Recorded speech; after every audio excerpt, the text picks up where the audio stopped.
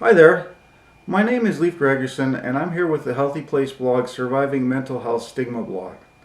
I wanted to talk to you today about a form of stigma that can affect your treatment.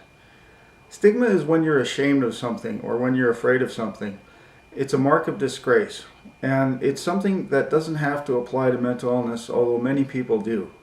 Stigma is so powerful that it often leads people into isolation, which can later lead to a high rate of suicide among people who isolate themselves. It's a very detrimental thing. But when you're in the hospital and you're being treated by a psychiatrist, stigma can make you afraid to be honest with your psychiatrist. And this is something that is very negative. When you're not honest with your psychiatrist is unable to help you. He's unable to know what's going on inside your head. And the fact is that your psychiatrist is not going to punish you or keep you in the hospital longer as a result of what you're thinking or what your deluded thoughts may be.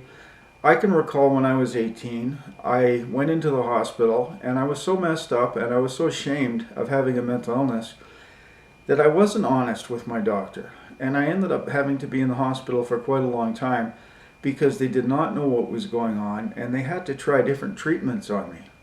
Stigma is something that is very detrimental, and it can affect a lot of things. It can affect relationships. It can affect friendships. One of the things I've noticed about stigma is that quite often people are reluctant to share with others about their mental illness or what's going on with them. And this can be in relation to jobs. It can be in relation to just simply talking with someone about what you do for a living. And it's almost never beneficial.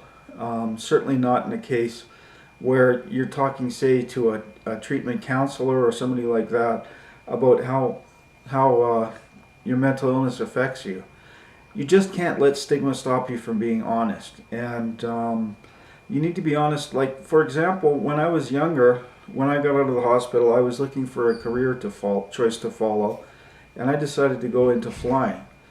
The fact was, flying was the worst choice I could have made because either on or off medication, it's a very dangerous thing to fly a plane, even a small plane. And because of this, I nearly was in, terrible trouble, and I would have had terrible things happen.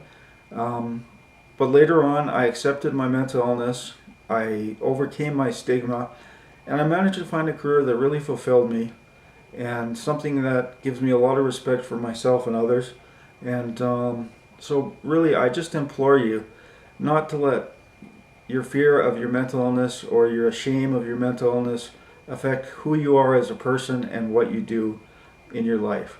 And from Healthy Place blogs, I would like to wish everyone a Merry Christmas and a Happy New Year.